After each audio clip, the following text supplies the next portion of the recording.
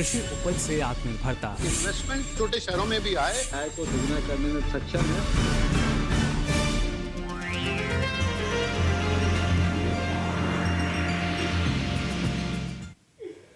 नमस्कार, आप सभी का स्वागत विचार विमर्श में। मैं हूं मुकुल शर्मा। हम सभी जानते हैं मौसम और खेती एक दूसरे पर निर्भर करते हैं, लेकिन इस दौरान भी कई चुनौतियां हमारे किसान यानी अन्नदाता के सामने रहती हैं। यानी अगर सर्दियों में तापमान में अधिक गिरावट आई तब किस तरीके से जो फसलें हैं वो प्रभावित हो सकती हैं।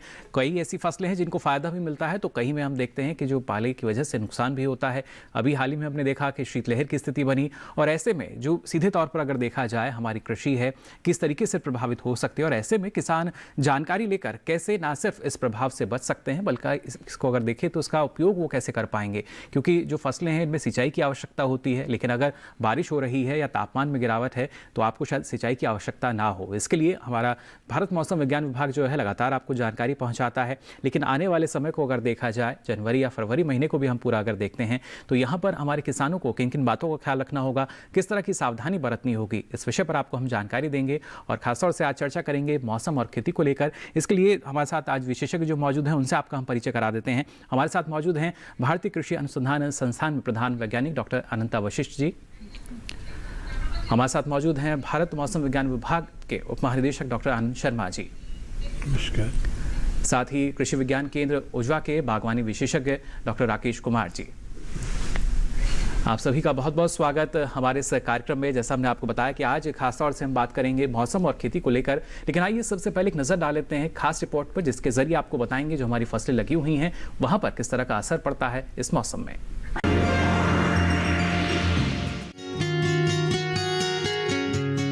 वातावरण के घटक भूमि व जलवायु फसलों के विकास और विनाश दोनों को नियंत्रित करते हैं। कृषि मौसम संबंधी जानकारी व उचित भूमि का उपयोग फसलों की पैदावार में मौसमी कुप्रभाव से होने वाले नुकसान से बचने में सहायक साबित होता है।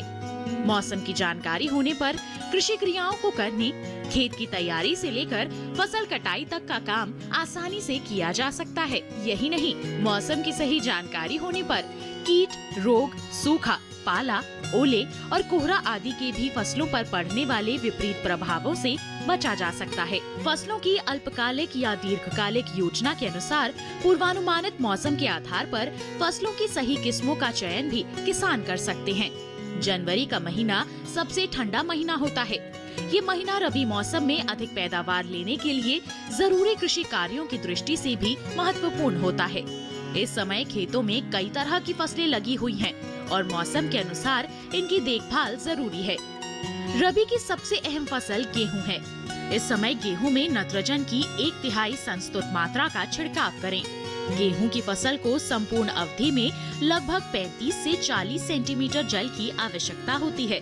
इसके ग्राउंड, जड़ें निकलने और बालियों के निकलने की अवस्था में सिंचाई बहुत जरूरी होती है, नहीं तो उपज पर इसका विपरीत प्रभाव पड़ता है। गेहूं के लिए आमतौर पर 4 से 6 सिंचाइयों की जरूरत होती है। भारी भूमि में 4 और हल्की भूमि में 6 सिंचाइयां पर्याप्त होती हैं। देर से बोए गए गेहूं की फसल में पहली सिंचाई बुआई के 18 से 20 दिनों बाद करें। बाद की सिंचाई 15 से 20 दिनों के अंतराल पर करते रहें। वहां भी सिंचाई के बाद 1/3 नाइट्रोजन का छिड़काव करना होगा। वहीं चने के खेत में चिड़िया बैठ रही हो तो समझ लें कि चने में फली छेदक का प्रकोप होने वाला है। इनकी रोकथाम के लिए फली बनना प्रारंभ होते ही मोनोक्रोटोफॉस 36 EC की 750 मिलीलीटर मात्रा को 500 से 600 लीटर पानी में घोलकर प्रति हेक्टेयर खेत में छिड़काव करें। दवा का छिड़काव कृषि विशेषज्ञों की सलाह से ही करें। मटर की फसल को बुकानी रोग से बचाने के लिए 3 किलोग्राम घुलनशील गंधक को 600 लीटर पानी में घोलकर प्रति हेक्टेयर की दर से 10 से 12 दिनों के अंतराल पर छिड़काव करें। सरसों में माहू का प्रकोप जनवरी में बादल वाले मौसम में अधिक होता है। इससे बचाव के लिए कृषि विशेषज्ञों की सलाह से दवा का छिड़काव कर सकते हैं। तो जाना आपने खासतौर से प्रमुख फसलों में गेहूं की बात करें, चने की बात की जाए, ये फसलें खेतों में लगी हुई हैं, लेकिन जिस तरीके से मौसम प्रभावित करता है हमारी फसलों को, कुछ फसलों में जैसे हमने आपको बताया फ़ायदा भी होता है, लेकिन किस तरह की जो क्रियाएं हैं या कृषि कार्य हमारे किसान इस मौसम में कर सकते हैं, इसके बारे में हम जानकारी आज हमारे विशेषज्ञों से लेंगे। और सबसे पहले डॉक्टर अनंता, आपसे हम समझना चाहेंगे, तापमान में गिरावट की अब बात की जाती है, तापमान में जिस तरीके से हम देखते हैं अधिकता भी होती है गर्मियों के मौसम में, फिलहाल सर्दियों का मौसम चल रहा है और हमने हाल ही में देखा पहले सप्ताह में भी किस तरह की जो गिरावट है वो मौसम में हमें नजर आई। किस तरह का असर इस पर हम मान सकते हैं हमारी फसलों पर?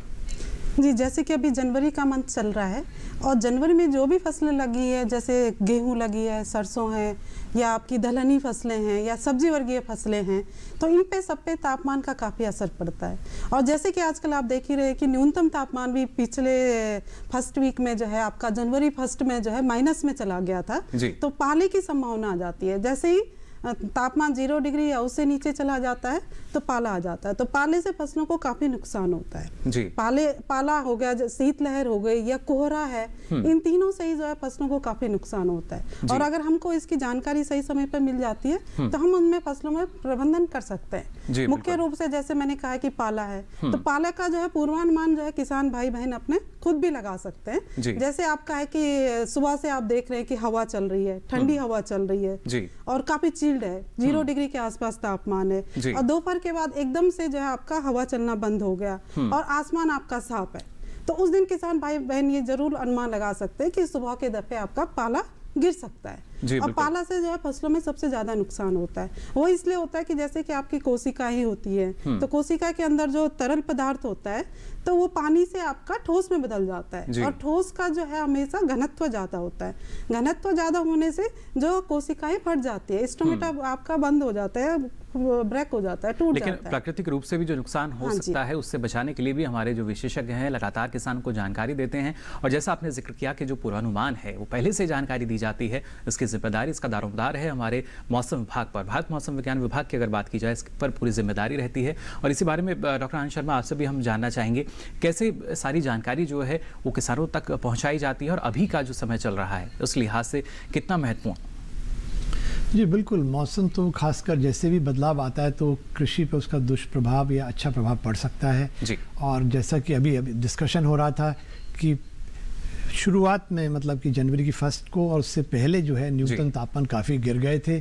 और जैसे कि आपको पता है कि न्यूनतम तापमान जब 4 डिग्री होता है, यानी कि 4.5 फीट मतलब कि फीट के आसपास, तो उस समय धरती का तापमान 0 डिग्री होता है और पाला पड़ता है। तो उसका पूर्वानुमान मौसम विभाग ने बहुत अच्छे से सटीक से दिया कि कुछ क्षेत्रों में पाला पड़ रहा है। और उसके अलावा उसके क्या एक्शन लेना है, तो हम लोगों ने दामू जो डिस्ट्रिक्ट एग्रोमेट फील्ड यूनिट्स और एग्रोमेट फील्ड यूनिट्स खोले हुए हैं, जहाँ पे कि हमारे कृषि के विशेषज्ञ रहते हैं, जैसे कि हमारे दिल्ली क्षेत्र में मैडम हैं साथ में, और उज्वा में भी आपके विशेषज्ञ यहाँ बैठे हुए हैं। तो ये जब जानकारी जब हमारे मौसम की उनके पास जाती है तो फिर उसके आधारित वो जो है सलाह किसानों को देते हैं कि भाई अब पाला पड़ने वाला है आने वाले दिनों में, तो या आप हल्की सिंचाई कर लें या फिर यदि पलवार जिसे कहते हैं सूखी पत्तियां वगैरह बिछा लें, जिससे कि तापमान जो है फिर गिरता नहीं है, क्योंकि रेडिएशन वापस जब जाती है, खुला आसमान होता है तब तापमान गिरता है। तो यदि पत्तियां बिछा दें सूखी तो फिर वो उससे जो होता है तापमान गिरता नहीं है और पाले से बच सकते हैं। बिल्कुल आनंद जी, लेकिन पहले काफ़ी समय लगता था जो जानकारी है एक स्थान से दूसरे स्थान पर पहुंचाने की अगर हम बात करते हैं, और सटीकता अब हमने देखी है हाल ही दिनों में कितनी ज़्यादा हो चुकी है मौसम विभाग के लिए, लेकिन कितने समय में हम मान सकते हैं जो जानकारी है वो धरातल पर पहुँच जाती है, एक ग्रामीण क्षेत्र में जो किसान है उनके पास तक पहुँच जाती है? देखिए बिल्कुल बहुत सही कहा आपने। पहली बात तो है कि एक्यूरेसी बहुत बढ़ गई है, सटीक हमारी फोरकास्ट जब जा रही है, और 3-4 चीज़ें बड़ी महत्वपूर्ण हैं। एक तो है एक्यूरेसी, यानी सटीक होना चाहिए आपका पूर्वानुमान। दूसरा लोकेशन स्पेसिफिक होना चाहिए, आप किस जगह की बात कर रहे हैं वहाँ के लिए। और तीसरा टाइमली, सही समय पे। यदि मैं किसी चीज़ को कहते हैं थोड़ा सा ही समय मिले किसान को, तो वो फिर उसका एक्शन नहीं ले पाएंगे। 4 करोड़ किसान ऐसे हैं जिनको हम एसएमएस के माध्यम से जानकारी देते हैं। तो मंगलवार को और शुक्रवार को खासकर जो ये हमारी एग्रोमेट एडवाइजरीज जारी की जाती है वेदर बेस्ड, यानी कि मौसम पर आधारित जो कृषि सलाह दी जाती है, उसमें ये जानकारी उनको 4 करोड़ किसानों को, उसके अलावा टेलीविजन के माध्यम से और अन्य जो प्रिंट का मीडिया उसके माध्यम से, यानी अलग अलग माध्यम सुनिश्चित किए जा चुके हैं जिनके जरिए जानकारी दी जाती है। और यहाँ डॉक्टर राकेश, जैसा डॉक्टर आनंद शर्मा ने हमें बताया कि पूरी जिम्मेदारी जो है अब यही होती है कि जल्दी से जल्दी वो किसानों तक जानकारी पहुंचे। आपसे हम जानना चाहेंगे अभी का जो समय चल रहा है, पहला सप्ताह हमने देखा जनवरी में कैसा रहा, लेकिन अब आने वाले सप्ताहों की अगर बात की जाए, जनवरी के महीने को हम देखते हैं, कौन कौन से कृषि कार्य हमारे किसानों को करने होंगे मौसम को देखते हुए? किसान भाइयों को जो इस समय मौसम चल रहा है, ज़्यादातर जो रबी मौसम होती है, जितनी भी फसल लगाई जाती है जी, इन फसलों की खासियत होती है कि ये मिनिमम 2 डिग्री सेंटीग्रेड तापमान तक ये सहनशील कर लेते हैं। इससे अगर कम अगर तापमान होता है तो उसमें पाला पड़ने की ज़्यादा संभावना रहती है। साथ ही साथ जैसे कि मैडम ने बताया कि जो उसके डिस्टर्बेंस होते हैं उससे पौधे नष्ट हो जाते हैं और इस समय बीमारियों का भी और कीटों का भी प्रकोप ज़्यादा बढ़ता है जी। जैसे हम झुलसा रोग की बात करते हैं, आलू में खासकर आलू, टमाटर और जो मिर्च है, ऐसी फसलों में झुलसा रोग का प्रकोप ज़्यादा आता है। तो इन अवस्था में हमें किसान भाइयों को पहले तो ध्यान देना होगा कि अगर बारिश हो जाती है तो हमें पानी देने की आवश्यकता नहीं होती, अन्यथा जैसी पाला का असर समझ में आ जाती है, जैसे कि पूर्वानुमान में भी बताया जाता है इस समय, तो ऐसी अवस्था में किसान भाइयों को तुरंत सिंचाई कर देना चाहिए। जहाँ पे फव्वारे सिंचाई की व्यवस्था है वहाँ पे फव्वारे सिंचाई के माध्यम से भी सिंचाई करेंगे तो पत्तियों से जो पाला है वो धुल जाती है, जिससे कि पौधों को नुकसान नहीं पहुंचता जी। साथ ही साथ जो भी हमारा उचित फफूंदीनाशी है, जैसे हम रिडोमिल गोल्ड दवाइयों का भी हम स्प्रे करते हैं फफूंदीनाशी का, तो उससे भी हम कुछ हद तक बच सकते हैं जी। और इसके अलावा किसान भाई को अगर पाले की संभावना ज़्यादा दिखाई देती है तो उस अवस्था में गंधक का 1% का घोल अगर स्प्रे करते हैं, जिससे कि आसपास का वातावरण का तापमान बढ़ जाता है, जिससे पौधे सुरक्षित हो जाते हैं। साथ ही साथ उसमें कुछ है तत्व होते हैं, माइक्रो न्यूट्रिएंट्स है, उसकी भी पूर्ति होती है जी बिल्कुल। तो, लेकिन खासतौर से अगर देखा जाए, अभी जैसे आपने रिपोर्ट में भी देखा, गेहूं की अगर खासतौर से बात करें डॉक्टर राकेश, यहाँ पर गेहूं की फसल के लिए कितना सही मौसम, जिस तरीके की अभी गतिविधियां चल रही हैं मौसम में? गेहूं की मौसम के लिए जो कि अभी चर्चा चल रही थी कि अभी जो 3-4 दिन से बारिश का पूर्वानुमान बताया गया था, उसके अनुसार से सटीक बारिश भी हुई जी। तो इसके हिसाब से पूरे भारतवर्ष में जितने भी कृषि विज्ञान केंद्र हैं वहाँ पे दामों का हर जगह पे ऐप है जो किसानों को भी अवेयर किया जाता है और उनको डाउनलोड कराया जाता है। उनके माध्यम से किसान खुद भी ऐप के माध्यम से उसको देख लेते हैं कि मौसम का क्या आगे रहेगा।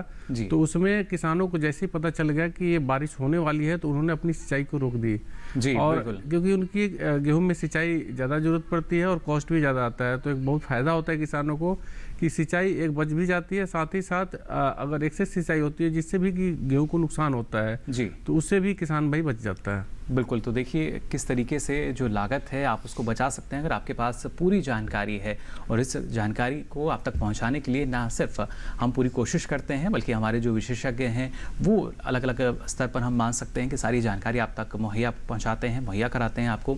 यहाँ खासतौर से डॉक्टर वशिष्ठ आपसे भी हम समझना चाहेंगे, जैसा आपने कहा कि जो हमारी अलग अलग फसलें हैं वहाँ पर तापमान का जो प्रभाव है वो हम देख पाते हैं, लेकिन अब आने वाले समय को अगर देखा जाए, क्योंकि माना जाता है कि जो उपज है उस पर भी हमारा असर पड़ता है। फिलहाल के मौसम की अगर बात करें, एक बेहतर मौसम मान सकते हैं, जैसा कि अभी डॉक्टर राकेश ने भी जिक्र किया गेहूं की फसल के लिए, तो क्या माना जाए कि जिस तरीके से जो उपज है अच्छी मिल पाएगी हमारे किसानों को? जी, जैसे कि अभी डॉक्टर राकेश जी ने भी बताया कि गेहूं के लिए ये अच्छा था जो अभी बारिश हुई है। बारिश होने से तो एक तो आपका सिंचाई बच गया जी, तो उसके लिए जो उपयुक्त समय पर सिंचाई मिलने से उसका जो है उपज में उसका अच्छा होगी, गुणवत्ता अच्छी हो जाएगी जी। लेकिन जैसे आने वाले समय में अभी देखा जा रहा है कि अभी जैसे बारिश रुक जाएगी और आपके हिमालय क्षेत्र में जो है बर्फबारी हुई है, तो वहां से जो है आपकी शीतलहर आएगी जी। शीतलहर आने से जो है न्यूनतम तापमान में गिरावट आ सकती है, तो आने वाले दिनों में जो है पाला की संभावना बढ़ सकती है। और पाला जो है सबसे ज्यादा हानिकारक होता है आपकी सब्जी वर्गीय फसलों में, जैसे आलू लगा है आपका या टमाटर है या अन्य फसलें हैं आपकी सब्जी वर्गीय, तो उसमें जो है पाला का काफी असर होता है, ये काफी संवेदनशील होती है पाले से। तो किसान भाइयों को ये काफी ध्यान रखना है, और जो भी अभी उपाय बताए हैं कि चाहे वो गंधक का छिड़काव करना है या आपका जो है छिड़काव विधि से आपकी सिंचाई करने को कहते हैं, तो आप जरूर कीजिए। जो छिड़काव विधि से हम क्यों सजेशन देते हैं, छिड़काव विधि से सिंचाई करने का ये फायदा है कि जब पानी जो है आपका लिक्विड से, वाटर से जो है उसमें कन्वर्ट होता है, ठोस में, बर्फ में करता है, तो वो लेटेंट हीट अव्यय गर्मी निकालता है। वो गर्मी जो है आपका जो माइक्रो इन्वायरमेंट होता है, जो वातावरण होता है फसलों के चारों ओर का वातावरण, तो उसको थोड़ा सा वो बढ़ा देता है। तो उस वातावरण को बढ़ने से जो अगर पाला गिर भी रहा है तो वो पाला जो है एकदम से रुक नहीं पाएगा आपकी फसलों पे, और आपकी फसलों पे उसका असर नहीं पड़ेगा। इसलिए जो हम कहते हैं कि सबसे आसान तरीका है, आप छिड़काव विधि से सिंचाई कर सकते हैं। तो इसका भी आपको ध्यान रखना है। साथ में जैसे अभी मैं कह रही हूँ कि शीतलहर आने की भी संभावना बढ़ सकती है, और शीतलहर से भी फसलों को काफी नुकसान होता है, क्योंकि जैसे शीतलहर आएगी तो आपका फसलों में वाष्पन की जो प्रक्रिया होती है वो कम हो जाती है, रुक जाती है। अगर वाष्पन की प्रक्रिया आपकी रुक जाएगी तो मृदा से जो आपका जो है पानी के साथ जो आपके खनिज लवण है वो पौधों में उनका परिवहन भी कम हो जाएगा, और इसका असर जो है आपके जैसे फल आने का समय है, फल है या फूल है, तो उस पर उसका असर पड़ सकता है, और आने वाले समय में उसकी उपज की जो गुणवत्ता है उसमें कमी आ सकती है। जी बिल्कुल। और ऐसे में यहाँ डॉक्टर आज से भी हम समझना चाहेंगे, क्योंकि मौसम का पूर्वानुमान जो है काफ़ी मुश्किल चुनौती रहती है हमारे मौसम विभाग के सामने भी, लेकिन सटीकता सुनिश्चित करना उतना ही ज़रूरी है। लेकिन क्या जो आने वाले सप्ताह हैं, जनवरी के पहला सप्ताह हमने देखा जो मौसम विभाग ने अनुमान जताया था, बिल्कुल वैसी स्थिति नज़र आई, लेकिन आने वाले समय की अगर बात की जाए, क्या स्थिति रह सकती है मौसम की? जी बिल्कुल। आप दूसरे हफ्ते की बात करें तो खासकर ये ना एक पश्चिम विक्षोभ आ रहा है, हालांकि उसका असर मामूली सा दिखाई दे सकता है जम्मू कश्मीर के आसपास और उसके आसपास के इलाकों में मामूली सा, और बाकी के क्षेत्रों में हम ये मान के चल रहे हैं कि मौसम शुष्क रहेगा, और बिल्कुल उत्तर पश्चिम से जो हवाएं आएंगी उससे तापमान में गिरावट आएगी। मगर चूंकि तापमान इस समय जो है बहुत ज़्यादा बढ़े हुए हैं, सामान्य से करीब 4-5-6 डिग्री ऊपर चल रहे हैं। दिल्ली का तापमान ही हम बात कर लें एनसीआर में तो करीब 10-11 डिग्री के आसपास चल रहा है। हालांकि ये तापमान गिरेंगे मगर इतने ज़्यादा नहीं गिरेंगे, हो सकता है ये 6-7 तक ही आ पाए, 6 तक दूसरे हफ्ते में, तो पाला पड़ने की फिलहाल नहीं है चांसेस, और ऐसे ही जो है शीतलहर के भी चांसेस अभी समय फिलहाल कम दिख रहे हैं दूसरे हफ्ते में, क्योंकि तापमान बहुत ज़्यादा बढ़े हुए हैं, और वो जहाँ तक गिरेंगे वो 6-7 डिग्री तक रहेंगे, और ज़्यादातर हिस्से में जो है मान के चले मैदानी क्षेत्रों में मौसम शुष्क रहने वाला है दूसरे हफ्ते में। और बाकी और आगे की इस समय बात करना बड़ा मुश्किल होगा, क्योंकि पश्चिमी विक्षोभ जो है उसकी लाइफ करीब एक ही हफ्ते होती है, तो बहुत ज़्यादा आगे का इस समय बताना मुश्किल होगा, उसका अनुमान लगाना देखिए मुश्किल है, लेकिन फिर भी जानकारी आपसे हम ले रहे हैं, हमारे जो दर्शक हैं उनके लिए काफ़ी ज़रूरी है।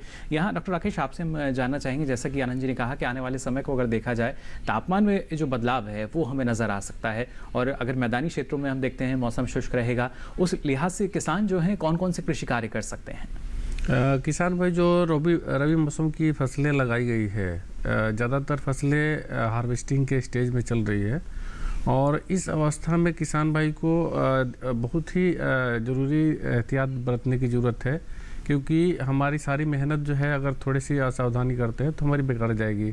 तो इसके लिए किसान भाई को एक तो हमारे जो भी मौसम विशेषज्ञ द्वारा एडवाइजरी जारी की जाती है उस पर आप विशेष ध्यान दें, और उसके हिसाब से जैसे हम इरिगेशन की बात करते हैं, जैसे ही आपको लगे कि अगर पाला पड़ने की संभावना हो या ऐसी कोई विपरीत परिस्थिति बनती है तो आप तुरंत ही सिंचाई करें। साथ ही साथ उसमें आप निश्चित तौर पे आपके आसपास जो भी कृषि संस्थान है आप वहाँ से संपर्क में रहें और अपने पौधे का निरीक्षण जरूर करते रहें, जिससे कि कोई जैसे बीमारी जैसे फफूंदजन्य बीमारी जो का प्रकोप इस समय सबसे ज़्यादा होता है, जैसे झुलसा रोग का हम बात करेंगे, क्योंकि झुलसा रोग अगर एक बार आ गया तो सारा पौधे नष्ट हो जाते हैं करीब। तो ऐसे अगर 1-2 बीमारी अगर दिखाई देता है तो आप संपर्क करके, और जो भी उचित सिफारिश से फफूंदनाशी दवाइयाँ हैं आपने उसका इस्तेमाल करना है और अपने पौधे को बचाना है। साथ ही साथ आपने ये ध्यान देना है कि अगर ऐसी अवस्था बनती है, अगर पाला पड़ने की संभावना बनती है तो ऐसी अवस्था में आप ध्यान देंगे, आपको शाम को ही लगभग जो अनुभवी किसान है उनको पता भी चल जाता है कि आज पाला पड़ने वाली है। तो कुछ ऐसे प्रैक्टिस भी है जो आमतौर पर जैसे पश्चिमी उत्तर कोण पे आप जो भी अपने इकट्ठा करके जो आपके खरपतवार हैं या घास फूस है उसको जला के भी आप एक आच्छादन बना सकते हैं, जिससे कि पाला के प्रति कवर कर सकता है। इसके अलावा आप नियंत्रित फॉगिंग की, जैसे हम बात करेंगे कि फॉगिंग के माध्यम से भी आप स्प्रेयर के माध्यम से भी अगर पानी का स्प्रे करते हैं तो पाले की जो प्रभावित पौधे हैं उसको आप बचा सकते हैं। यानी आधुनिक तकनीक इस वक्त हमारे पास हैं, उनका इस्तेमाल हमें करना होगा। सटीक जानकारी जो है देखिए वो आप तक पहुंचती है और उसी के आधार पर आप ना सिर्फ अपनी लागत को कम कर सकते हैं बल्कि जो आपकी आमदनी है उसमें भी वृद्धि होगी, क्योंकि उपज आपको अच्छी मिलेगी, आपका जो उत्पाद है उसकी गुणवत्ता अच्छी होगी और बाजार में उसका दाम भी आपको अच्छा मिल सकेगा। और इसलिए माना भी जाता है कि मौसम और कृषि अगर बात की जाए, खेती को हम देखें, एक दूसरे के पूरक हैं, एक दूसरे पर ये निर्भर करते हैं और हमारे किसानों के लिए इसकी जानकारी उन तक समय पर पहुंचना ये भी बेहद ज़रूरी है। फिलहाल आगे भी आपको हम जानकारी यहाँ देते रहेंगे, लेकिन यहाँ रुक रहे हैं एक छोटे से ब्रेक के लिए।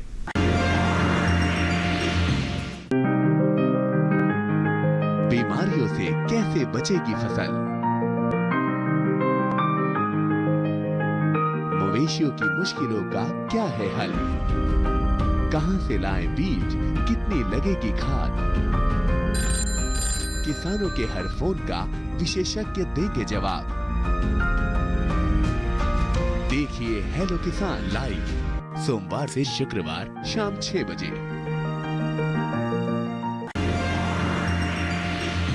ब्रेक के बाद आप सभी का एक बार फिर स्वागत विचार विमर्श में। आज खासतौर से हम आपको जानकारी दे रहे हैं मौसम और खेती को लेकर, किस तरीके से एक दूसरे के पूरक ये हैं, एक दूसरे पर निर्भर हैं और कैसे हमारे किसानों को मौसम की जानकारी समय पर उनको मिलना पहुंचना ये भी बेहद ज़रूरी है। फिलहाल जो गतिविधियाँ चल रही हैं मौसम में, उनको ध्यान में रखते हुए आपको और किन बातों का ख्याल रखना होगा या फसलें हमारी किस तरीके से प्रभावित होती हैं, इस पर हम चर्चा करेंगे। लेकिन पहले आइए नजर डालते हैं इस खास रिपोर्ट पर।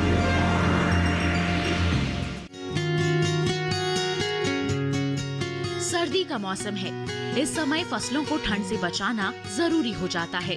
कड़क सर्दी के कारण फसलों पर पाला पड़ने की आशंका भी बढ़ जाती है, जिससे रबी की फसलों को काफी नुकसान पहुंचता है। इस समय किसानों को पाले से अपनी आलू, अरहर, चना, सरसों, तोरिया, बागवानी फसलों और गेहूं व जौ आदि को बचाना चाहिए। जब आसमान साफ हो, हवा ना चल रही हो और तापमान कम हो जाए तब पाला पड़ने की आशंका बढ़ जाती है। पाले से प्रभावित पौधों की कोशिकाओं में उपस्थित पानी सबसे पहले अंतरकोशिकीय स्थान पर इकट्ठा हो जाता है। इस तरह कोशिकाओं में निर्जलीकरण की अवस्था बन जाती है। दूसरी ओर अंतरकोशिकीय स्थान में जमा हुआ जल जमकर ठोस रूप में परिवर्तित हो जाता है, जिससे इसके आयतन बढ़ने से आसपास की कोशिकाओं पर दबाव पड़ता है। ये दबाव अधिक होने पर कोशिकाएं नष्ट हो जाती हैं। इस तरह कोमल टहनियां पाले से नष्ट हो जाती हैं। पाले से सबसे अधिक नुकसान नर्सरी में होता है। बचाव के लिए नर्सरी में पौधों को रात में प्लास्टिक की चादर से ढकें। गांव में पुआल का इस्तेमाल पौधों को ढकने के लिए किया जा सकता है। पौधों को ढकते समय इस बात का ध्यान जरूर रखें कि पौधों का दक्षिण पूर्वी भाग खुला रहे, ताकि पौधों को सुबह व दोपहर को धूप मिलती रहे। नर्सरी पर छप्पर डालकर और पौधों को खेत में रोपित करने पर पौधों के थावलों के चारों ओर मूंज की टाटी बांधकर भी पौधों को पाले से बचाया जा सकता है। इससे शीतलहर से होने वाले नुकसान से भी बचा जा सकता है। अगर खेत के चारों ओर मेड़ पर पेड़ों की कतार लगाना संभव ना हो तो कम से कम उत्तर पश्चिम दिशा में जरूर पेड़ की कतार लगानी चाहिए, जो इसी दिशा में आने वाली शीतलहर को रोकने का काम करेगी। अगर पाला पड़ने की आशंका हो या मौसम विभाग द्वारा पाले की चेतावनी दी गई हो तो फसल में हल्की सिंचाई कर देनी चाहिए। इससे तापमान 0 डिग्री सेल्सियस से नीचे नहीं गिरेगा और फसलों को पाले से होने वाले नुकसान से बचाया जा सकता है। फव्वारा विधि से सिंचाई करने पर स्प्रिंकलर को जल्दी प्रातः काल से सूर्योदय तक लगातार चलाकर पाले से होने वाले नुकसान से बचा जा सकता है।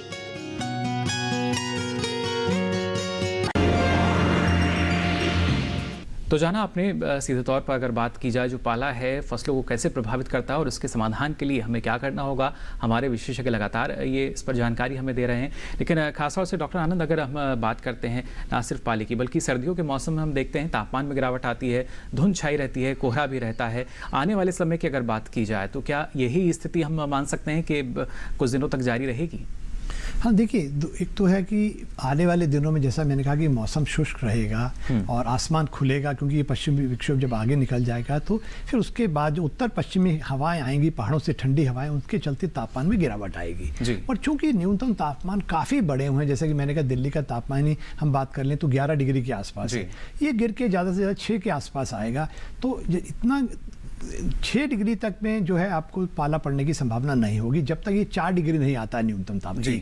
दूसरी बात, पहले ही वर्षा हो चुकी है तो मिट्टी में नमी है तो पाले की संभावना कम हो जाती है। मगर हाँ, कुछ क्षेत्र ऐसे हो सकते हैं जहाँ आपकी वर्षा बिल्कुल नहीं हुई है, ड्राई सॉइल है और वहाँ तापमान सीधा यदि पहाड़ों से आता है तो वहाँ इक्का दुक्का जगह में हो सकती है संभावनाएं जी। तो बाकी ज़्यादातर जगहों पे क्योंकि वर्षा हो चुकी है जिन क्षेत्रों, तो वहाँ पाला पड़ने की अभी फिलहाल संभावना कुछ आगे वाले यदि बात करें यदि अगले हफ्ते में तो बहुत कम है जी। और दूसरी बात है कि पाले के लिए तो जैसा यदि कहीं पड़ने की संभावना भी थोड़ी है, यदि आपके पास सिंचाई के साधन है और वर्षा नहीं हुई है तो आप हल्की सिंचाई कर सकते हैं। दूसरा, पलवार जो सूखी पत्तियां बिछा सकते हैं। तीसरा, मगर हम पत्तियां जलाइए मत बिल्कुल, क्योंकि पहले ही विंटर सीजन में हम लोग कहते हैं कि पोल्यूशन की समस्या बढ़ जाती है और इसलिए वो जलाना इस समय ठीक नहीं होगा। यहाँ वशिष्ठ आपसे भी हम समझना चाहेंगे, ना सिर्फ हम उत्तर भारत की बात करें जो हमारे पहाड़ी राज्य हैं, बल्कि खासतौर से मध्य भारत की बात की जाए या दक्षिण भारत की हम बात करते हैं, वहाँ पर किस तरह का असर हम मान सकते हैं? क्योंकि जो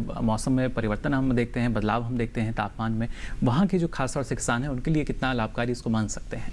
जी, जैसे कि अभी डॉक्टर आनंद शर्मा जी ने भी बताया कि अभी जो बारिश हुई है तो आने वाले दिनों में जो है कोहरा आने की संभावना ज़्यादा है। और कोहरा आने मतलब आपकी आर्द्रता अधिक है जी। और अगर आपकी आर्द्रता अधिक है तो फसलों में जो है फफूंदनाशक रोग आने की संभावना बढ़ जाती है।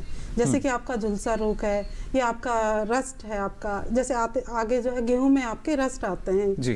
पीला रतुआ रोग आता है, काला रतुआ रोग आता है। तो ये सब आपका जो है नमी और तापमान पे इसके एक कॉम्बिनेशन होता है, उस पे ये रोग आते हैं। चाहे वो गेहूं हो या सरसों है या आपकी सब्जी वर्गीय फसलें हैं, तो किसान भाई बहनों को इसमें घबराने की कोई जरूरत नहीं। अगर आपको जो है आपको मॉनिटरिंग करनी है, अपनी फसलों की निगरानी, निरंतर निगरानी करनी है और आपको किसी भी पत्ती पे या ये जनरली क्या आता है कि आपके फसल के नीचे, पत्ती के नीचे वाली सतह पे आता है, तो आपको उसको अच्छे से निगरानी करना है और जैसे आपको दिखे तो उसकी पत्ती को आप तोड़ सकते हैं, उसको नष्ट कर सकते हैं या आप उसका फोटो खींच के जो आपके निकटतम कृषि विज्ञान केंद्र हैं या आपके कृषि विशेषज्ञ है, भारतीय कृषि अनुसंधान संस्थान के आपके निकटतम जो भी आपका आता है, तो वहाँ आप उनको फोटो खींच के आजकल व्हाट्सएप पे भी या किसी और माध्यम से भी आप उनको दिखा सकते हैं। और उसके बाद जो है अगर आपका प्रकोप ज्यादा बढ़ रहा है तो उसके बाद ही आप उसमें किसी फफूंदीनाशक का छिड़काव कर सकते हैं, वो भी विशेषज्ञ की राह से। जी बिल्कुल, यानी शीतवार हम इसको मान सकते हैं। आनंद जी, आप भी इस बात से सहमत होंगे, जब हमने देखा तटीय क्षेत्रों में चक्रवात की जैसी स्थिति आती है तो हमारे मौसम विभाग द्वारा जो चेतावनी है बाकायदा जारी की जाती है। और ऐसे ही हम मान सकते हैं पहाड़ी क्षेत्रों में बर्फबारी की बात की जाए या मैदानी क्षेत्रों में बारिश की हम बात करते हैं, ओलावृष्टि की हम बात करते हैं, तो इसके लिए बाकायदा रडार जो है वो स्थापित किए गए हैं शायद देश के अलग अलग हिस्सों में, जिसके जरिए पूरी जानकारी जो है सही समय पर किसानों तक पहुँचती है। जी बिल्कुल, जैसा कि तटीय इलाकों में जो चक्रवात आते हैं तो उसके लिए तो हमारा बहुत अच्छा नेटवर्क था, मगर पहाड़ी इलाकों में जो है हमारा ये नेटवर्क काफ़ी कमज़ोर था, या कहें कि कुछ मतलब कि महीने पहले कह दें तो बिल्कुल नगण्य था। बिल्कुल सिर्फ एक श्रीनगर में हमारा रडार लगा था और हाल ही में हमें इस नेटवर्क को हम सुदृढ़ कर रहे हैं और मुक्तेश्वर जो कि नैनीताल डिस्ट्रिक्ट में आता है उत्तराखंड में, हाल ही में हमने उसको वहाँ एक मुक्तेश्वर में रडार लगा दिया, एक्सपैंड रडार। और उसके साथ साथ शिमला यानी कुफरी जो कि अगेन पोटैटो रिसर्च इंस्टीट्यूट है, वहाँ पर हमने एक रडार स्थापित कर दिया है। आज ही हमारा जो जम्मू का रडार का सामान पहुंच चुका है जम्मू में, तो अगले 10 दिन के अंदर जम्मू का रडार रेडी हो जाएगा। सुरकंडा मसूरी से ऊपर एक जगह है, वहां पर हमारा काम चल रहा है रडार के लिए। उसके अलावा हिमाचल प्रदेश में 2 अन्य जगह डलहौजी के आसपास और एक मंडी या जो भी डिस्ट्रिक्ट होगा हमीरपुर या बिलासपुर, जहां हमें सूटेबल जगह मिलेगी वहां पे भी हम रडार। तो यानी कि लेकिन आनंद जी, मौसम विभाग के सामने किस तरह की चुनौतियां रहती हैं? क्योंकि सही जानकारी आपको पहुंचानी है, वो भी एक सीमित समय रहता है, बहुत कम दायरा रहता है उसका। और ऐसे में अगर हम बात करते हैं, क्योंकि हाल ही में लेह में भी हमने देखा कि अब मौसम विभाग जो है और सटीकता से शायद जो पूर्वानुमान है वो दे सकेगा। जी बिल्कुल, जैसे कि हर प्रदेश में या यूनियन टेरिटरी में एक मौसम केंद्र होता है, तो चूंकि हाल ही में लद्दाख जो है एक यूनियन टेरिटरी मतलब बनी है, तो हम लोगों ने अब कोविड टाइम था फिर भी जल्दी से जल्दी एक मौसम केंद्र जो है लेह में स्थापित कर दिया है। और हाल ही में 29 तारीख को हमारे माननीय जो मंत्री हैं कहते विज्ञान एवं प्रौद्योगिकी के डॉक्टर हर्षवर्धन जी और लेफ्टिनेंट गवर्नर हमारे RK माथुर जी जो लद्दाख के हैं और वहाँ के एक MP हैं JT नामग्याल जी, उन्होंने तीनों ने और हमारे सेक्रेटरी और DG IMD उनके माध्यम से हमने उसका इनॉग्रेशन किया है। और बिल्कुल सही कहा कि एक तो सबसे बड़ी बात है ये हाई अल्टीट्यूड एरियाज़ हैं और हाई अल्टीट्यूड्स में जो है ऑब्जर्वेटरीज बहुत कम कम है, यानी कि 3500 मीटर से ऊपर जो है देश भर में ऑब्जर्वेटरी बहुत कम है। और अक्सर लोग कहते हैं ग्लोबल वार्मिंग, क्लाइमेट चेंज, और लोगों का कुछ ऐसा भी मानना है कि ऐसी जगहों पे जो हाई अल्टीट्यूड होता है वहाँ सिग्नल जल्दी मिलते हैं। तो वहाँ पे लिए भी हम लोगों ने अभी जैसे एक लेह में एक ऑब्जर्वेटरी स्थापित कर दी और एक हमने ऑटोमेटिक स्टेशन कारगिल में लगा दिया और 10 हम अगले 6 महीने में लगाने जा रहे हैं। बिल्कुल, तो काफी एक सकारात्मक दिशा में हम मान सकते हैं। हमारे देश का जो मौसम विभाग है वो बढ़ रहा है और इसका सीधा फायदा डॉक्टर राकेश हम मान सकते हैं कि सबसे ज्यादा शायद हमारे किसानों को मिलेगा। जी, मौसम विभाग के द्वारा जो एडवाइस जारी किए जाते हैं इससे किसानों को बहुत फ़ायदा हो रहा है, क्योंकि उसी के हिसाब से अपनी खेती की जो भी प्लानिंग है वो कर रहे हैं। जैसा कि अभी जो नए ट्रेंड में प्रोटेक्टेड कल्टीवेशन की हम बात करते हैं, तो इस मौसम में प्रोटेक्टेड कल्टीवेशन की जितनी भी जैसे स्ट्रक्चर्स हैं या जो भी तरीके हैं, जैसे हम नर्सरी, कोई किसान भाई नर्सरी तैयार करना चाहता है तो ओपन फील्ड में दिक्कत होती है इस टाइम जी, तो उसको किसान भाई मौसम को देखते हुए अपने जो स्ट्रक्चर्स है, टनल या पॉली हाउस जो बना, छोटे मोटे पॉली हाउस बना के उसके अंदर नर्सरी तैयार कर सकते हैं। साथ ही साथ बेमौसम सब्जियों की खेती हम बात करते हैं, जैसे कि बेल वाली सब्जियों की खेती आगे हमारे फरवरी और मार्च में की जाती है जी, उसकी भी हम नालियों में बीज की बुआई करके और ऊपर से हम अगर टनल बना देते हैं जिसमें हम ट्रांसपेरेंट जो है प्लास्टिक के उस पर आच्छादन करते हैं, जिससे पौधे का जो तापमान बाहर जो रहता है उससे अंदर 2-3 डिग्री ज़्यादा मिल जाता है, जिससे उसके जर्मिनेशन और बढ़वार में कोई रुकावट नहीं होती।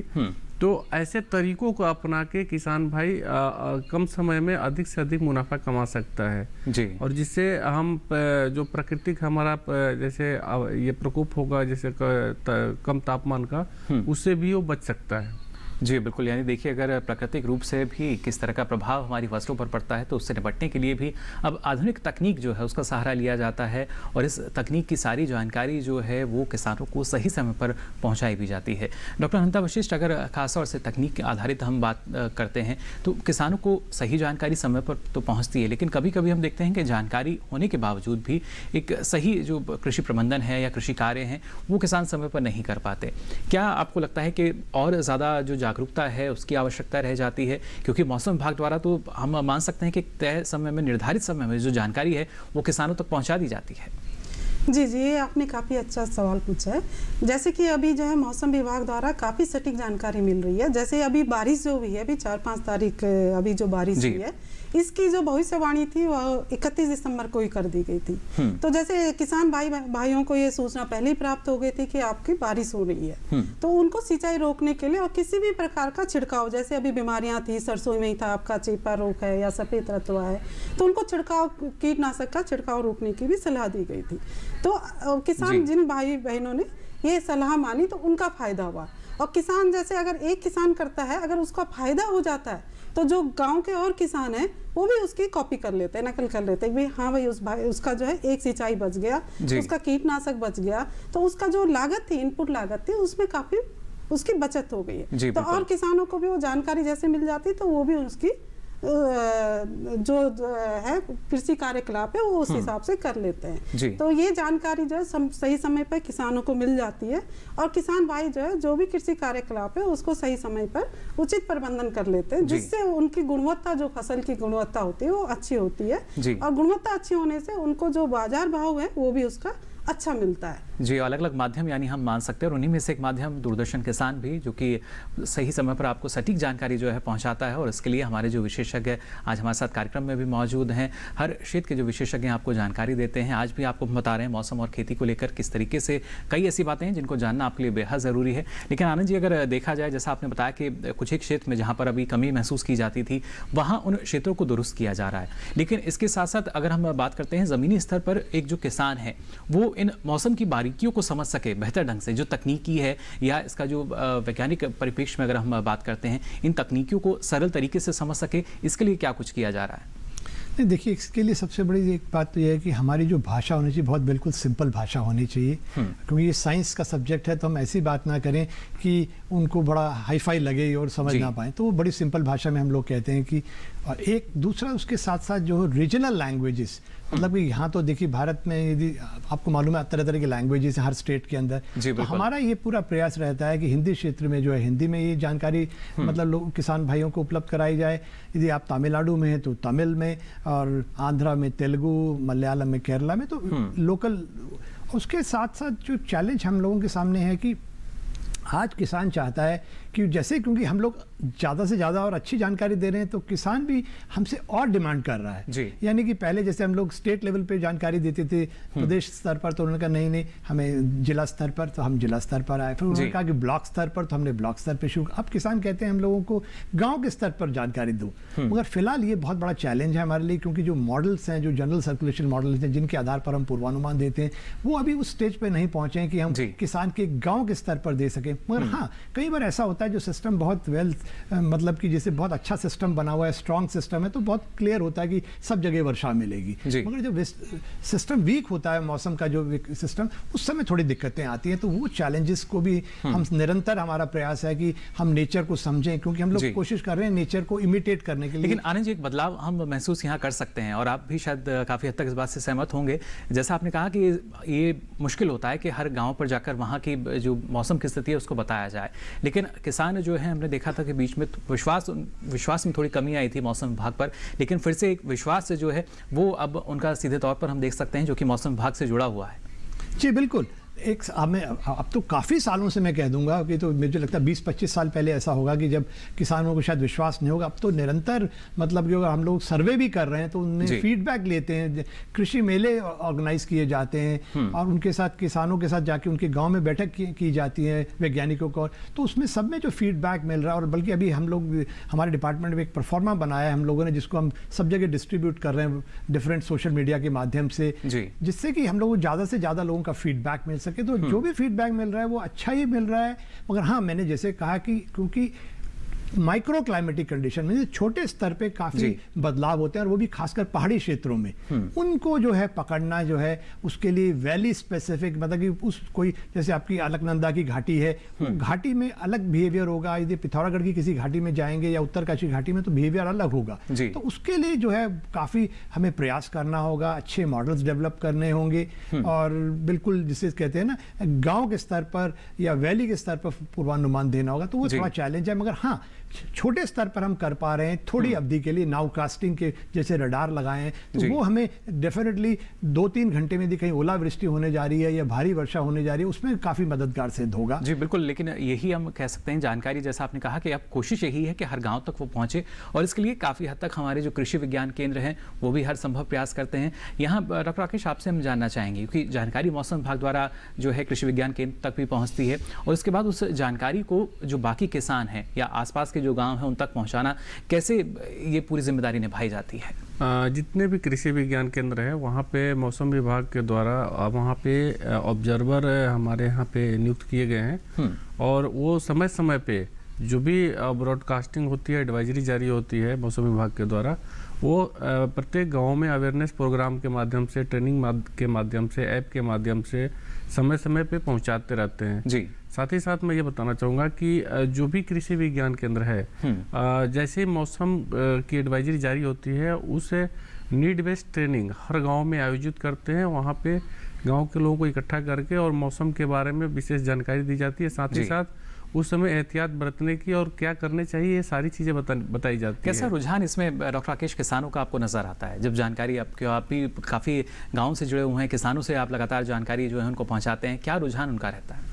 मौसम विभाग के एडवाइजरी और उसकी सूचना के आधार पर जो भी किसी कृषि कार्य किसान भाई कर रहे हैं, बहुत ही उत्सुकतावश, क्योंकि उनको जैसे अभी फिलहाल जो 4-5 तारीख को जो बारिश हुई है, इसको ध्यान में रख के जो सिंचाई में ही उनका परिवर्तन समझ में आया कि हमने सिंचाई नहीं करनी है। अभी कुछ मौसम सरसों की बुआई के समय और गेहूं की बुआई के समय ये देखा गया कि मौसम विभाग ने जारी किया कि 1-2 दिन में बारिश हो सकती है। तो उस अवस्था में भी किसानों ने एहतियात बरता है कि हम अभी बुआई न करके हम वेट कर लें, अगर बारिश हो जाती है उसके बाद हम बुआई करते हैं। तो किसान की बहुत ही जागरूकता बढ़ी है, जिससे किसानों को फायदा भी हुआ है। यानी सीधे तौर पर अगर देखा जाए तो एक बार की सिंचाई की लागत किसान ने बचा ली, उसका श्रेय मौसम विभाग को दे सकते हैं। जी जी, उसमें क्या होता है कि जैसे सरसों की बहुत किसानों ने बुआई कर ली और 2-3 दिन के बाद जैसे कि एडवाइजरी जारी हुआ था कि बारिश होने वाली है, तो बारिश हो गई, जिससे कि जिन्होंने सरसों की बुआई कर ली उनकी जर्मिनेशन में दिक्कत आई जी। लेकिन जिन्होंने इस मौसम का ख्याल रखा और उस एडवाइजरी का ध्यान दिया जी, तो वो बारिश के बाद बुआई किया, जिसकी फसल बहुत अच्छी चल रही है। और जिन्होंने नहीं किया उन्होंने दोबारा से बुआई करनी पड़ी। बिल्कुल, लेकिन यहाँ ये ज़रूरी हमारे किसानों को समझना होगा कि जो जानकारी है उसकी सटीकता देखिए अब धीरे धीरे बढ़ने लगी है और काफ़ी प्रयास इसके लिए किए जा रहे हैं। जो जानकारी मौसम विभाग द्वारा दी जाती है उसको और ज़्यादा सरल करके हमारे जो कृषि विशेषज्ञ हैं वो किसानों तक पहुँचाते हैं, सीधी जानकारी उनको दी जाती है जिससे उनकी लागत कम हो सके और जो एक लक्ष्य हमारे सामने है किसान की आमदनी को दुगना करने का, उस लक्ष्य में एक कदम हम आगे और बढ़ा सकें। फिलहाल हमें भी यहाँ आगे बढ़ना होगा। विचार विमर्श में वक्त हो चला एक और छोटे से ब्रेक का। आप बने रहिए दूरदर्शन किसान पर।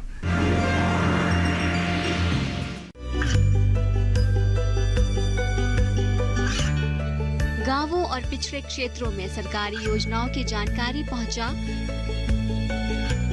देश में कौशल और क्षमता विकास कर ग्रामीणों को सामाजिक बदलाव और विकास से जोड़ने की दूरदर्शन किसान की पहल चौपाल चर्चा देखें सोमवार से शुक्रवार सुबह 9 बजे। ब्रेक के बाद आप सभी का एक बार फिर स्वागत। विचार विमर्श में लगातार आपको हम जानकारी दे रहे हैं मौसम और खेती के बारे में, कैसे एक दूसरे से संबंधित है और क्या क्या मौसम की जानकारी हासिल करके हमारे जो किसान हैं किस तरह का प्रबंधन अपना सकते हैं, किस तरह की सावधानी वो अपना सकते हैं। लेकिन अब क्योंकि धीरे धीरे जिस तरीके से सर्दियों का असर हमने देखा जो पूरी तरीके से हमारे कृषि क्षेत्र पर भी पड़ा, वहाँ कई किसानों ने, जैसा कि ब्रेक पर जाने से पहले डॉक्टर राकेश ने जिक्र किया, कैसे उन्होंने देखिए एक सिंचाई का जो समय था उसको एक सदुपयोग उन्होंने किया। जो बारिश की स्थिति थी उसका सदुपयोग वो कर पाए। लेकिन आने वाले समय को अगर देखा जाए डॉक्टर अनंता, क्या स्थिति आपको लगती है? क्योंकि अलग अलग फसलें हैं और वो क्रांतिक अवस्था में हम धीरे धीरे उनको मानेंगे।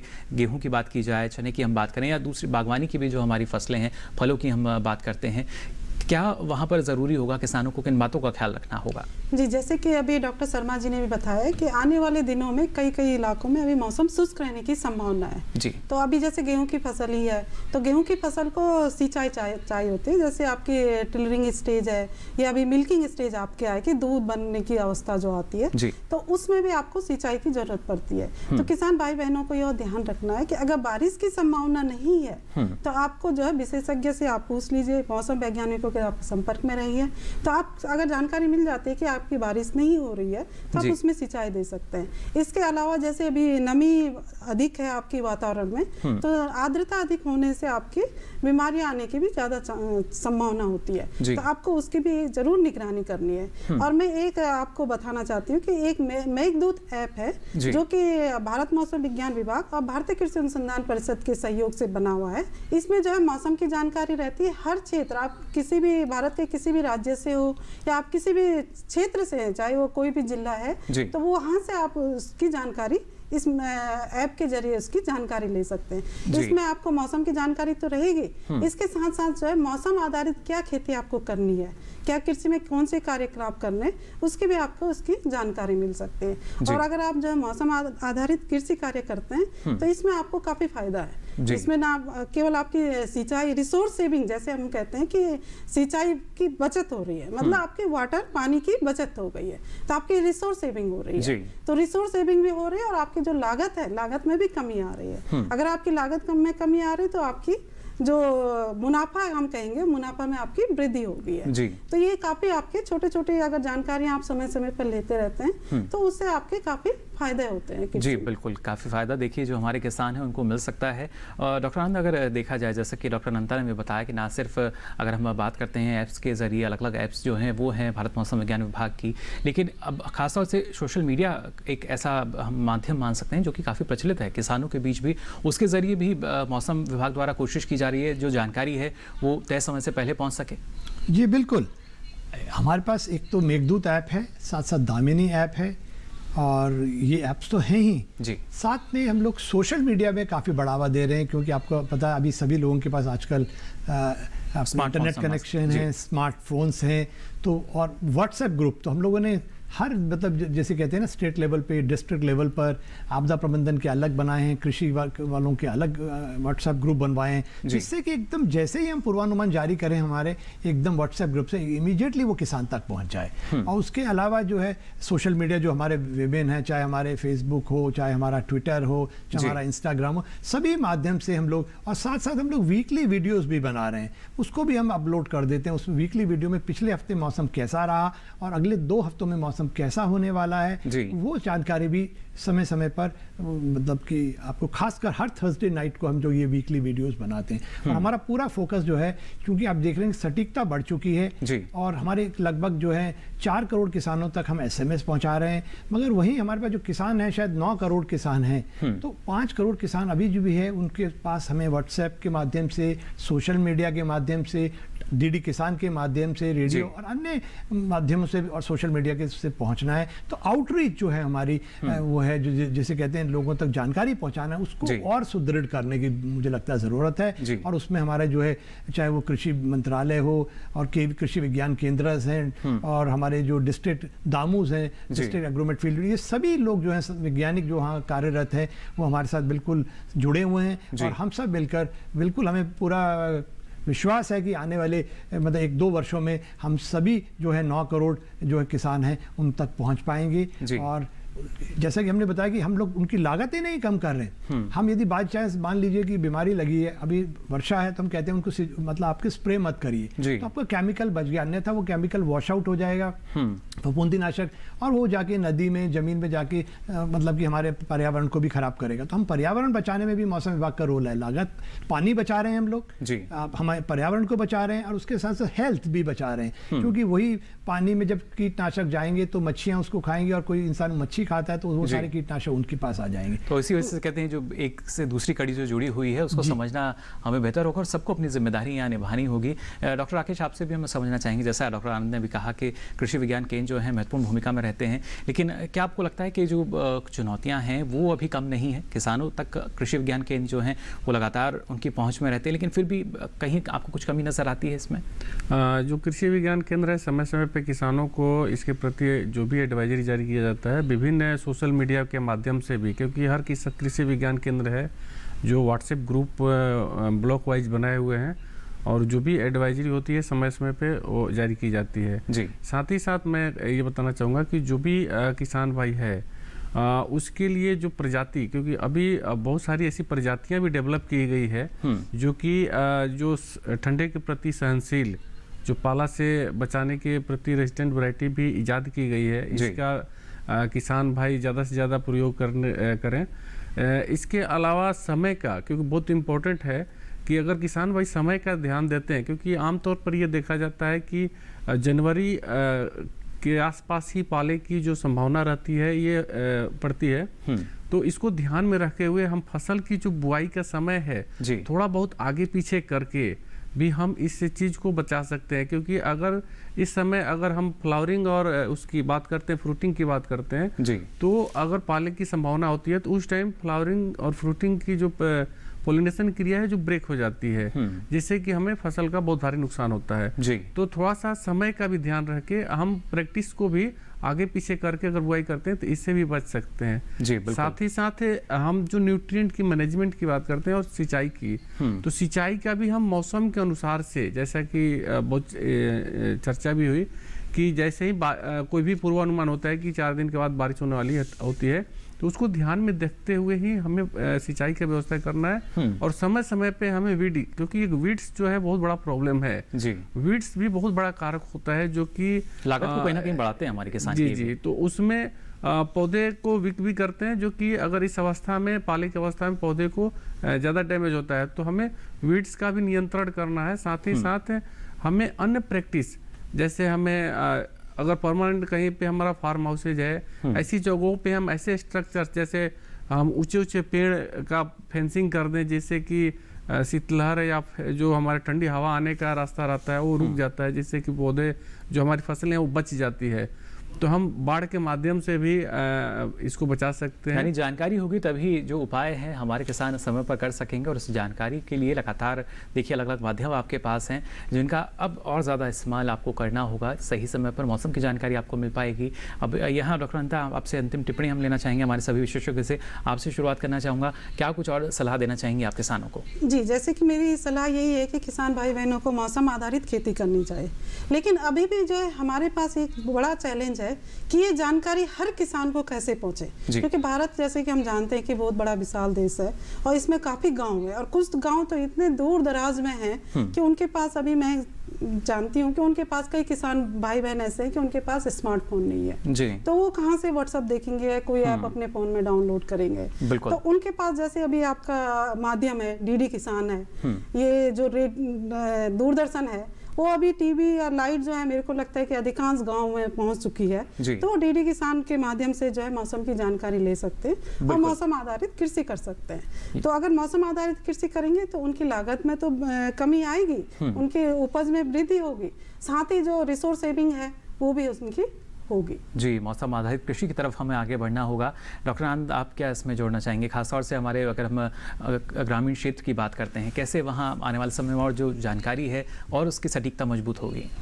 जी बिल्कुल, मैंने जैसे कहा कि डिसैमिनेशन जो है, हम क्योंकि अभी तक हम सिर्फ 4 करोड़ किसानों तक पहुंच पाए, तो 9 करोड़ तक पहुंचना है, तो उसके लिए हमें जो हमारे कम्युनिकेशन के माध्यम है उनको सुदृढ़ करना होगा, चाहे वो टेलीविज़न हो, चाहे हमारा रेडियो हो। रेडियो में भी कम्युनिटी रेडियो एक बहुत बड़ा रोल अदा कर सकता है जी। ऐसे ही मोबाइल है, व्हाट्सएप ग्रुप है, तो सभी माध्यमों का हमें उपयोग करना होगा। और आखिरी जो इसे कहते हैं ना लास्ट माइल कनेक्टिविटी, मतलब आखिरी किसान तक हमें पहुंचना होगा और ये हमें जल्द से जल्द करना होगा।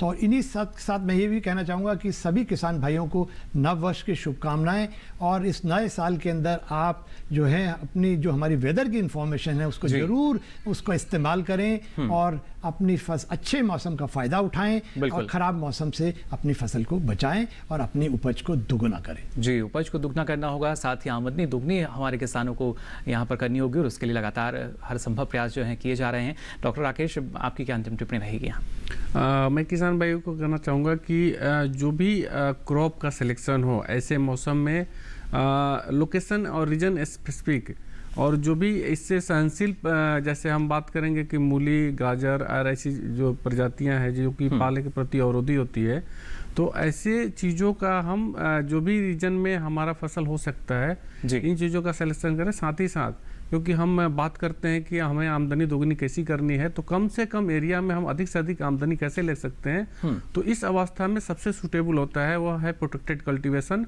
और संरक्षित अवस्था में हम वर्ष भर हम बहुत अच्छा उत्पादन कर सकते हैं, जिसमें हमें पाले के प्रति और जो हमें गर्मियों में भी दिक्कत आती है, हम एडवर्स कंडीशन में भी उसके अंदर खेती कर सकते हैं और बाहर की जो हम जो खेती है उससे 10 गुना तक उसमें उपज और आमदनी बढ़ा सकते हैं। बिल्कुल। तो किसान भाई अगर संरक्षित अवस्था को अगर बढ़ावा देते हैं जिसमें खेती होती है, उसमें उनकी एक तो उच्च गुणवत्ता की फसल भी प्राप्त होगी, साथ ही साथ उनको दाम भी सही मिलेगा और उत्पादन भी सही मिलेगा। जी बिल्कुल, यानी देखिए धीरे धीरे आधुनिक कृषि प्रणाली जो है उसकी तरफ हमारे किसानों को आगे बढ़ना होगा। ऐसा नहीं किसान जो है इसकी जानकारी न रखते हों, किसानों के पास जानकारी है, काफ़ी बड़ी संख्या में किसान इससे जुड़े भी हुए हैं, लेकिन जैसा हमारे विशेषज्ञों ने कहा कि अब किसान को मौसम आधारित जो कृषि है उसकी तरफ और ज़्यादा फोकस करना होगा। यानी मौसम की सटीक जानकारी आपके पास है और आपको जो कृषि कार्य करना है उसको ध्यान में रखते हुए आप करेंगे तो और ज़्यादा लाभ आपको मिल सकेगा, आमदनी जो है बढ़ सकेगी, साथ ही उत्पाद की गुणवत्ता अच्छी निकल कर आएगी। आज हमारे सभी विशेषज्ञ, आप सभी ने इतनी महत्वपूर्ण जानकारी हमारे साथ साझा की, इसके लिए आपका बहुत बहुत शुक्रिया, बहुत बहुत आभार।